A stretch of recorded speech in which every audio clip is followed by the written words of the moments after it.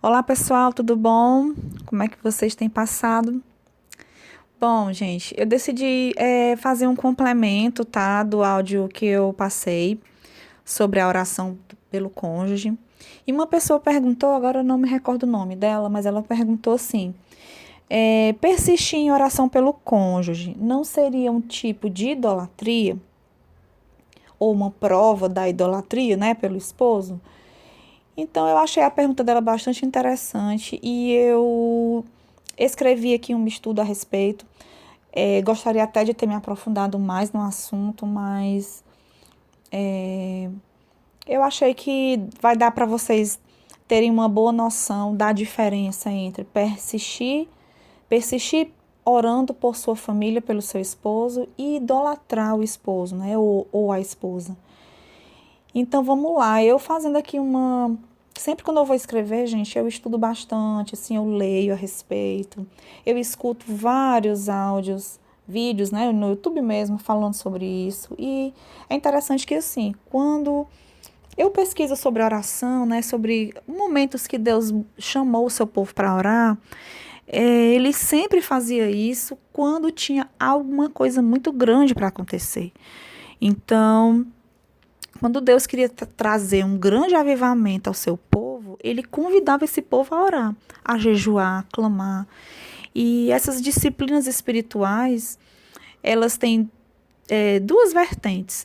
Uma delas é nos aproximar de Deus, e a segunda delas é gerar dependência e intimidade com Deus. E quando a gente entra no deserto, né, a gente sabe, todo mundo já entendeu, que Deus quer fazer uma transformação na sua vida, no seu casamento e na sua família. Então, quando o nosso coração ele se volta para o Senhor, a primeira coisa que nós fazemos é orar. A oração, ela vem antes até de ler a palavra, inclusive. É como se fosse a nossa primeira tomada de fôlego. Em Efésios 6, diz que a nossa luta ela não é contra as pessoas, né? Nem contra os maridos, nem contra outras pessoas que estão envolvidas, nem contra a sogra, família, nada. Nossa luta é contra forças espirituais do mal. Então, orar, ela não é só uma de nossas armas, né, na luta espiritual, mas ela é a nossa grande arma nessa batalha. E o que nós podemos aprender com a palavra é que Deus não nos chama apenas para orar, mas a persistir em oração. Então, assim, se você parar para pensar, o que é que você quer? O que é que você tem ansiado na sua vida? Sua restauração pessoal? A conversão e salvação do seu cônjuge? A restauração do seu lar? Então, muito bem, é isso que você tem que colocar em oração. É isso que você tem que pedir. Então, como eu posso saber que o fato de eu insistir com o Senhor pela restauração do meu casamento não é uma forma de idolatria? É muito simples, gente. Pedindo que Deus sonde o seu coração.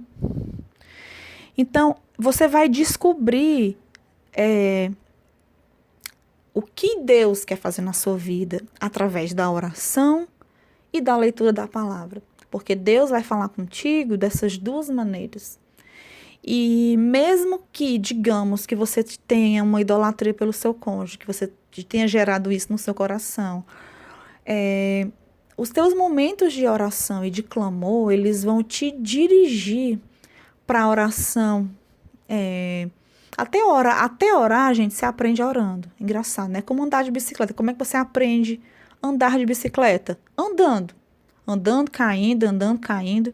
Então, a oração, ela também é treinamento. Como que a gente aprende a orar? Orando. Orando, lendo a palavra. E à medida que a gente vai orando e lendo a palavra, o Senhor vai nos transformando. E Ele vai nos direcionando até no que nós devemos pedir, como nós temos que pedir. Tudo isso é um grande aprendizado no decorrer da caminhada. Então, assim, se você me perguntar, Milena, mas como que está meu coração? Como é que eu posso saber? Eu não tenho como te dizer, porque eu não tenho como sondar, gente, nem o meu próprio coração. Nas minhas orações, né, eu oro muito Salmos 139, porque É um anseio que Deus ele entre mesmo dentro de mim, porque ele me conhece melhor do que eu, né? Então, quando eu peço que Deus sonde-me, né? O 139 fala assim: sonda-me, ó Deus, e conhece o meu coração. Prova-me e conhece os meus pensamentos. Vê se há em mim algum caminho mau e guia-me pelo caminho eterno. Então, assim, você pode fazer essa oração todos os dias. Ela está em Salmo 139, 23 e 24. E Deus vai sondar o seu coração. Ele vai te dar o direcionamento. Caso você precise se libertar dessa idolatria por seu cônjuge, o Senhor vai te mostrar isso. Então, você pode perceber que Deus vai sondar seu coração e te ajudar. E quando você está orando, essa oração, ela sempre vai te levar para mais perto do Senhor. E quanto mais você se aproxima do Senhor, Ele se aproxima de você. E Ele vai poder te guiar pelo caminho que Ele preparou para ti. Então, assim, não existe regras para Deus falar conosco. À medida que vamos caminhando nessa jornada, por causa de nossa oração e comunhão, vamos aprendendo a orar, né? Como eu já falei. E, em outras palavras, nós aprendemos que a oração ela vai amadurecendo juntamente com a nossa maturidade espiritual. E você vai adquirindo isso na sua caminhada mesmo.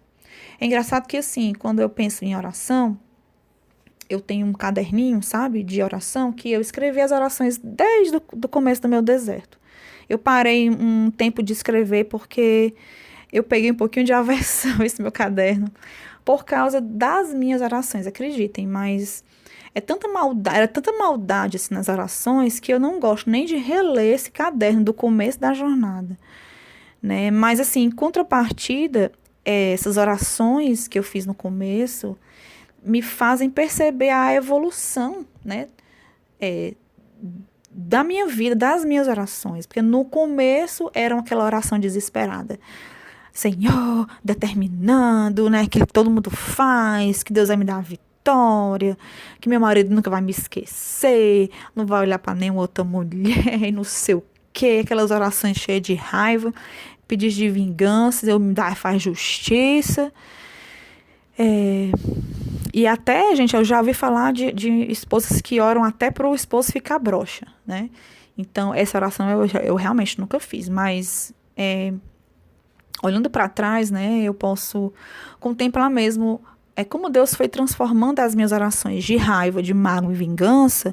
Essas orações elas se transformaram em clamor pela sua alma, por salvação dele, né, para que ele realmente seja feliz. Não sei como é que vocês, quem tem contato, né, quem tem filho, tem que vez ou outra ver o esposo e tudo. E no meu caso, eu vejo sempre, né, e assim, é notório para mim o semblante dele. Quando eu vejo fotos, né, nossas, assim, antigas dele, nossas, eu percebo como o rosto dele é carregado, como o pecado, assim, transformou externamente o meu esposo, sabe? Uma pessoa que não tem brilho, ela é apagada, assim, é difícil, né, de eu ver. Então, assim, como eu vejo o pecado agindo na vida dele, eu vejo externamente isso, eu sei que eu sei que ele não está feliz, ele não tem como estar feliz em pecado. Então, essa é uma das minhas orações. Livra meu marido do pecado, livra meu marido do engano, resgata meu marido como o Senhor fez comigo, e assim por diante. Então, assim, e outra, enquanto ele estiver em pecado, eu não serei feliz. E enquanto eu mesma estiver em pecado, eu também não serei feliz. Então, é um conserto mútuo, né? Ao mesmo tempo que eu estou orando para que o Senhor liberte meu esposo do engano, do pecado, da cegueira, essa oração ela tem que ser feita para mim também. Ou ela acaba sendo a mesma coisa, quando você ora por ele, é a mesma coisa de orar por si.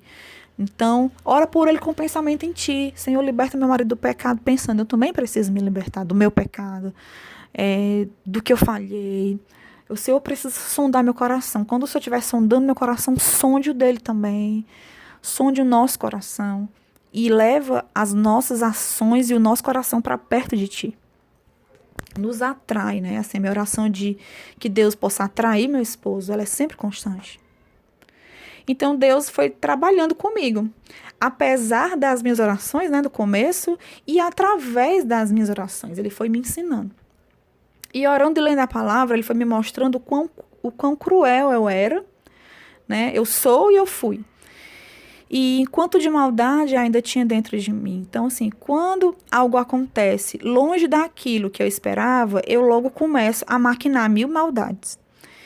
E isso é muito difícil para mim, porque quando eu tenho um falso entendimento de quem eu estou agora, né? Aí, eu já mudei isso, já melhorei naquilo.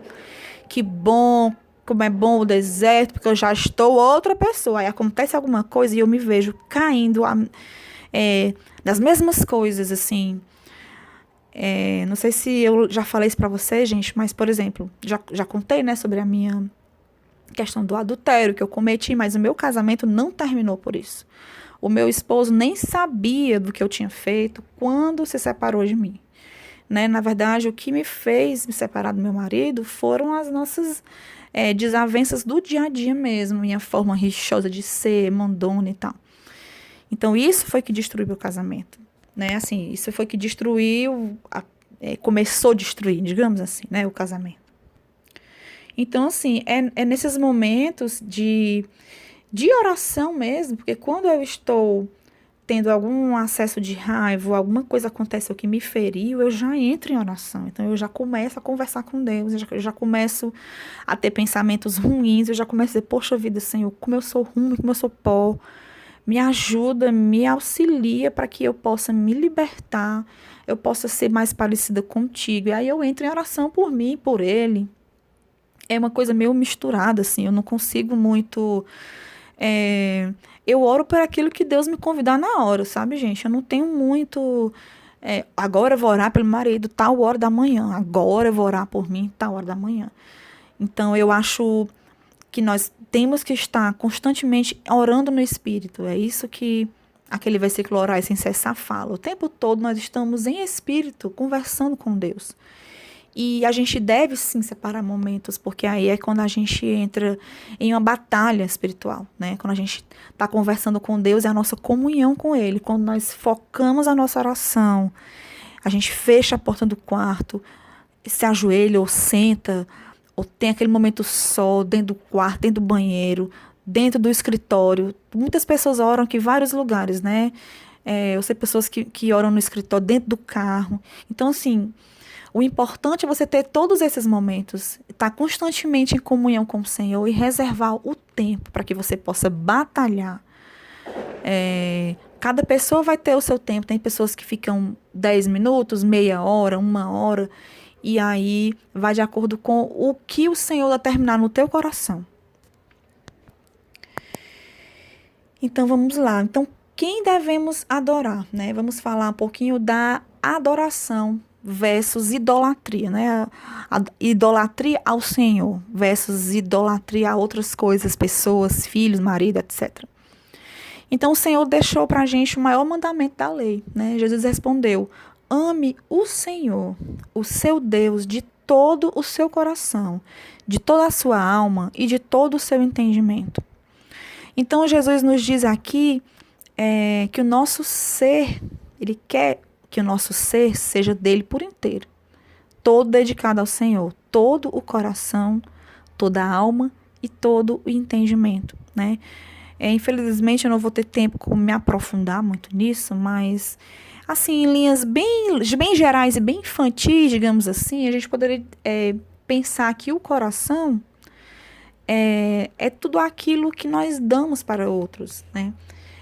São os nossos sentimentos, que nós damos para marido, para filho, para família. O nosso coração é tudo aquilo que nós pensamos que temos de bom, digamos assim. E é aquilo que a gente quer entregar, né? É isso que a gente entregou para o marido. E Deus quer todo para ele. Deus não quer só uma parte para ele. Deus quer todo. A nossa alma é tudo aquilo que nós somos ou pensamos de nós, né? Eu sou aquilo, eu sou isso, eu conquistei isso, conquistei aquilo.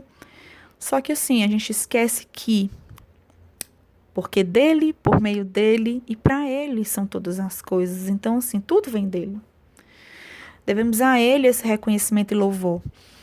E o nosso entendimento é o nosso culto racional, é conhecer as verdades de Deus e praticá-las.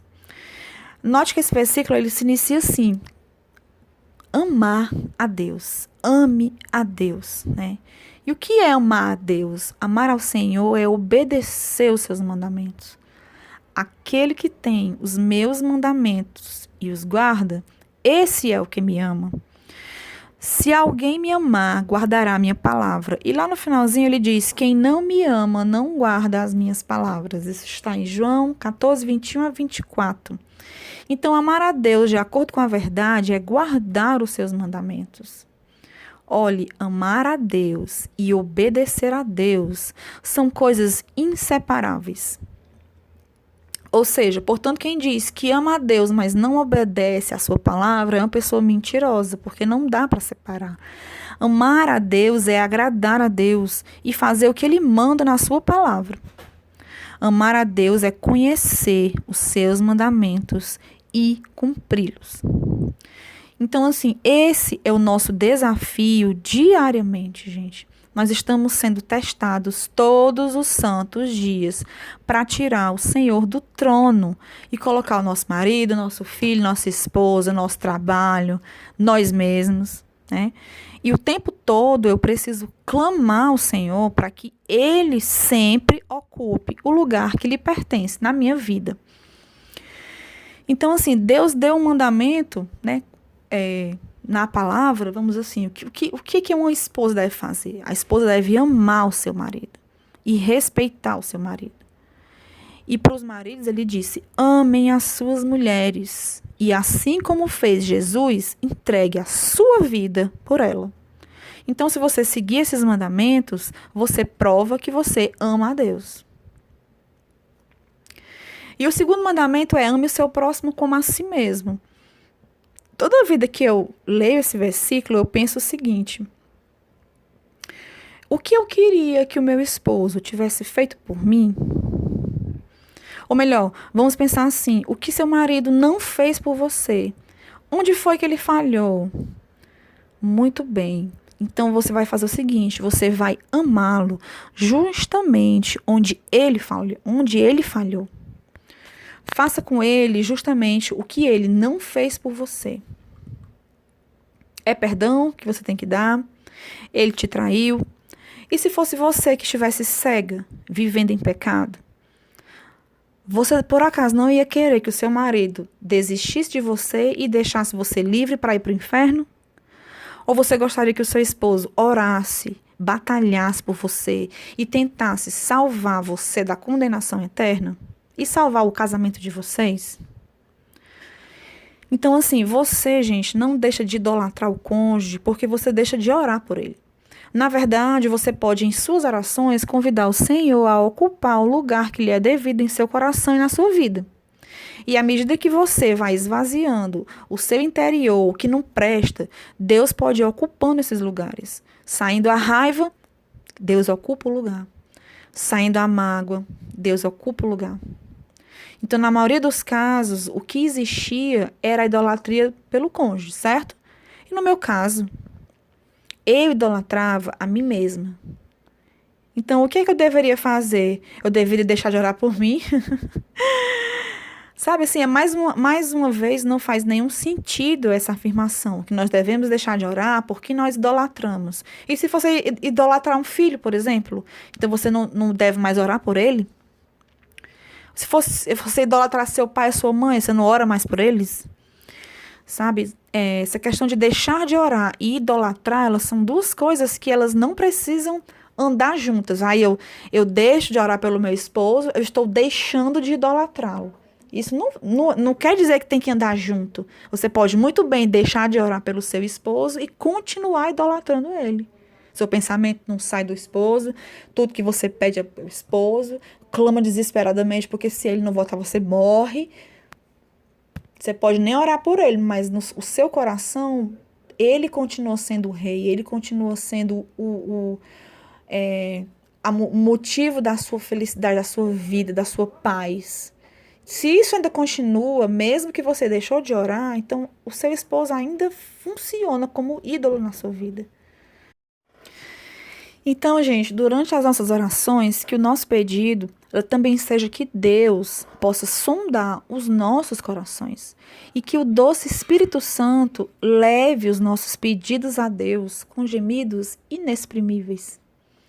Em Romanos 8:26 diz assim: também o Espírito, semelhantemente, nos assiste em nossa fraqueza, porque não sabemos orar como convém. Mas o mesmo Espírito intercede por nós sobremaneira, com gemidos inexprimíveis. Significa que não sabemos nem o que pedir, nem como pedir. O Espírito, entendendo nossa limitação, ele intercede lindamente diante do Rei, de uma forma não falada. É isso que quer dizer gemidos inexprimíveis. É uma maneira que humanamente não seria impossível compreender e fazer. Então, temos esse lindo aliado para nos ajudar em nossas orações. Então, podemos pedir que o doce Espírito Santo leve a Deus tudo aquilo que em nossa fraqueza não conseguimos expressar, nem em oração. Para a gente finalizar, vamos falar da persistência. Persistir em oração é batalhar, gente. É por isso que quando oramos e oramos por muito tempo, nos cansamos. É entrar em guerra contra as forças espirituais do mal. Então temos que estar constantemente nos dispondo a não esmorecer. E a persistência, ela nos é ensinada na palavra. Então vamos lá ver o que diz em Lucas 18, de 1 a 8. Então, Jesus contou aos seus discípulos uma parábola, para mostrar-lhes que eles deveriam orar sempre e nunca desanimar. Ele disse: em certa cidade havia um juiz que não temia a Deus, nem se importava com os homens. E havia naquela cidade uma viúva que se dirigia continuamente a ele, suplicando-lhe: faze-me justiça contra o meu adversário. Por algum tempo ele se recusou, mas finalmente disse a si mesmo: embora eu não tema a Deus, nem me importe com os homens, essa viúva está me aborrecendo. Vou fazer-lhe justiça para que ela não me venha me importunar. E aí o Senhor continuou: ouçam o que diz o juiz injusto. Acaso Deus não fará justiça aos seus escolhidos que clamam a Ele dia e noite? Continuará fazendo-os esperar, e eu lhes digo, ele lhes fará justiça e depressa. Contudo, quando o Filho do Homem vier, encontrará fé na terra? Essa passagem, ela traz muita coisa, sabe? Assim, muito ensinamento para mim. O primeiro deles é a questão da bondade de Deus, né? Ele quer falar assim: se esse juiz que é tão malvado, é injusto, nem teme a Deus, por causa do aborrecimento da viúva, constantemente ali, buzinando no ouvido dele, ele acabou fazendo o que ela pediu, sabe? Imagina o Senhor, sabe? Imagina o Deus justo que vê um filho amado clamando pela vontade dele. Imagina ele, não ficará feliz em nos atender? Porém, quando isso acontecer, ele quer só uma coisa. Ele vai encontrar fé em ti quando ele tiver com a tua bênção para te entregar. O que é que você vai ter nas mãos? Essa questão da fé é muito interessante, porque tem outro versículo que ele está em 2 Timóteo 4:7, se eu não me engano, gente. Diz assim: combati o bom combate, terminei a corrida, guardei a fé. Quando eu lembro desse versículo, na verdade, ele é como se fosse, eu leio ele de trás para frente. Eu leria ele assim: eu guardei a fé, por isso eu consegui terminar a corrida, porque eu combati o bom combate. Não tem como você conseguir combater o bom combate, Ou até tem, você combate durante um tempo, né? Quantas pessoas entram nessa jornada de buscar pela restauração e vão ficando pelo caminho? Muitas, né? Eu já conheço várias pessoas até próximas, já estão desistindo, assim. E isso, além de entristecer o coração da gente, o diabo usa muito isso contra nós, né? Ele fica mostrando que não vale a pena. Você, para a nossa humanidade, você acaba, peraí, será se eu que estou ficando doida? Sabe? Você começa a questionar aquilo tudo dentro de si mesmo, né? E como é que você consegue, gente, terminar a corrida só se você guardar a fé? Não existe alguém que consegue terminar essa corrida se não acreditar que o Senhor é misericordioso, suficiente, bondoso, que nos dará essa vitória. Porque essa vitória é aquilo que Ele almeja para nós. A nossa família, ela foi escrita por Deus. Não foi você que escolheu seu marido e vice-versa. O Senhor escreveu isso antes de você e ele nascerem. Então, guardem a fé de vocês, gente. Isso é tudo que o diabo quer roubar. E se ele rouba a fé, você não tem mais nada. Então, guardem a fé. A fé no Senhor Jesus. Primeiramente, que nos resgatou por amor, nos trouxe para esse sofrimento, para que a gente possa experimentar o sofrimento que ele viveu. Ele viveu, ele passou, e ele recebeu toda a exaltação de Deus por ter terminado o combate que o Deus tinha separado para ele. E essa persistência, ela pode ser igual ou pode ser preponderante para a perseverança na oração. Então, quando você persevera, você diz ao Senhor, não há nada demasiadamente difícil para ti. Não há nada que o Senhor não possa fazer ou mudar. O que Deus uniu, o homem não vai separar. Essa é a tua vontade. Então, faz a tua vontade na minha vida e na vida da minha família. Quando eu oro e persevero na oração, eu confesso ao Senhor que Ele é onipotente. Eu confesso que Ele tem poder para todas as coisas, inclusive para mudar situações piores que se apresentarem diante de você. Eu confesso que eu dependo dEle. Eu dependo do despacho do juiz celestial. Enquanto nos achegamos ao trono da graça, o Senhor vai nos moldando. O Senhor também nos dá a chance até de amadurecer o que nós queremos. Quem aqui, gente, já não quis desistir 1000 vezes durante o dia?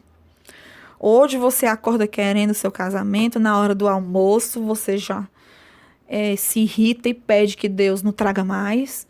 À noite você pergunta ao Senhor se vai desistir, se pode desistir, e às 3 da manhã já está orando pela mesma coisa de novo.